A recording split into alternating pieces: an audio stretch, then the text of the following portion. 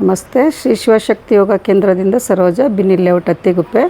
ಇವತ್ತು ಪ್ರಾರ್ಥನೆ ಅವ್ರ ಪ್ರೆಗ್ನೆನ್ಸಿಯವ್ರದ್ದು ಆಸನಗಳು ಮಾಡಿ ತೋರಿಸ್ತಾ ಇದ್ದಾರೆ. ಮುಂಚೆ ನೋಡಿದ್ದೀರ ಕೆಲವು ಆಸನಗಳೆಲ್ಲ. ಈಗ ವೃಕ್ಷಾಸನ ಮಾಡ್ತಾರೆ. ಇದು ಕಾಲುಗಳಿಗೆ ಶಕ್ತಿ ಬರುತ್ತೆ ಮತ್ತು ಪೆಲ್ವಿಕ್ ಪಾಯಿಂಟನ್ನು ಸ್ವಲ್ಪ ಫ್ರೀ ಆಗೋದಕ್ಕೆ ಈಸಿ ಆಗುತ್ತೆ. ಇದು ಮಾಡೋದ್ರಿಂದ ಡೆಲಿವರಿ ಟೈಮಲ್ಲೂ ಸ್ವಲ್ಪ ಈಸಿ ಆಗುತ್ತೆ ಮತ್ತು ಸ್ಟ್ರೆಂಥನ್ ಆಗುತ್ತೆ. ಪೆಲ್ವಿಕ್ ಭಾಗ ಮತ್ತು ಲೋವರ್ ಅಬ್ಡಮನ್ ಭಾಗ, ಥೈಸ್ ಭಾಗ ಎಲ್ಲ ಸ್ಟ್ರೆಚ್ ಆಗೋದ್ರಿಂದ ಮಸಲ್ಸ್ ರಿಲ್ಯಾಕ್ಸ್ ಆಗಿರುತ್ತೆ. ಚೆನ್ನಾಗಿ ಬ್ರೀದ್ ಮಾಡಿ ಕೈ ಸ್ಟ್ರೆಚ್ ಆಗೋದ್ರಿಂದ ರಿಬ್ಸ್ ಭಾಗದಲ್ಲಿ ಚೆನ್ನಾಗಿ ಅಲ್ಲಿ ಎಕ್ಸ್ಟ್ರಾ ಫ್ಯಾಟು ಕರಗುತ್ತೆ ಮತ್ತು ಚೆನ್ನಾಗಿ ಬ್ರೀದ್ ಮಾಡ್ಬೋದು. ಕಾಲುಗಳಿಗೆ ಶಕ್ತಿ ಬರುತ್ತೆ. ನಿಧಾನ ಕೈ ಕೆಳಗೆ ಬಿಡಿ, ಕಾಲು ಚೇಂಜ್ ಮಾಡ್ಕೊಳ್ಳಿ. ಕಾಲು ಜಾಸ್ತಿ ಮೇಲಕ್ಕೆ ತೊಗೊಳ್ಬೇಕು ಅಂತಲೂ ಇಲ್ಲ. ನಿಮ್ಗೆ ಎಷ್ಟಾದಷ್ಟು ಮೇಲಕ್ಕೆ ಇಟ್ಕೊಳ್ಳಿ. ಥೈಸ್ ಮೇಲೆ ಕಾಲು ಒತ್ತಿದ್ರು ಆಯಿತು, ಅಥವಾ ಮಂಡಿ ಹತ್ತಿರ ಬೇಕಾದರೂ ಇಟ್ಕೊಂಡ್ರೆ ಆಯಿತು.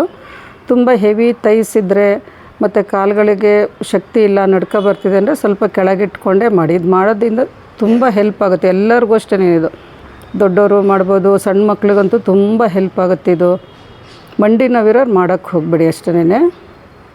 5th ಮಂತಿಂದ ಇವ್ರು ಮಾಡ್ತಾಯಿದ್ದಾರೆ, ನೀವು ಮಾಡ್ಕೊಳ್ಳಿ. ಡೆಲಿವರಿ ಟೈಮಲ್ಲಿ ಈಸಿ ಆಗುತ್ತೆ. ಚೆನ್ನಾಗಿ ಬ್ರೀದ್ ಮಾಡ್ತಾ ಇರಬೇಕು. ಕಣ್ಮುಚ್ಚಿ ಉಸಿರಾಟವನ್ನು ಗಮನಿಸ್ತಾ ಇರ್ಬೋದು. ಸ್ವಲ್ಪ ದಿವಸ ಅಭ್ಯಾಸ ಆದಮೇಲೆ ಬಿಗಿನಿಂಗಲ್ಲಿ ಕಣ್ಮುಚ್ಚಿ ಮಾಡಿ.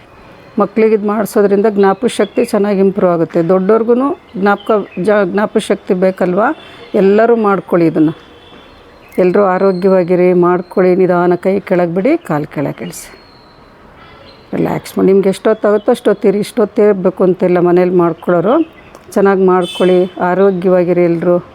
ಪ್ರತಿಯೊಬ್ಬರಿಗೂ ತಲುಪಲಿ ಇದು. ನಮ್ಮದು ಇದು ಯೂಟ್ಯೂಬ್ ಚಾನಲಲ್ಲಿ ಶ್ರೀ ಶಿವಶಕ್ತಿ ಯೋಗ ಕೇಂದ್ರ ಇದೆಯಲ್ಲ, ಅದನ್ನು ಸಬ್ಸ್ಕ್ರೈಬ್ ಮಾಡಿಕೊಂಡು ಎಲ್ಲರೂ ಯೂಸ್ ಮಾಡ್ಕೊಳ್ಳಿ. ನಮಸ್ತೆ.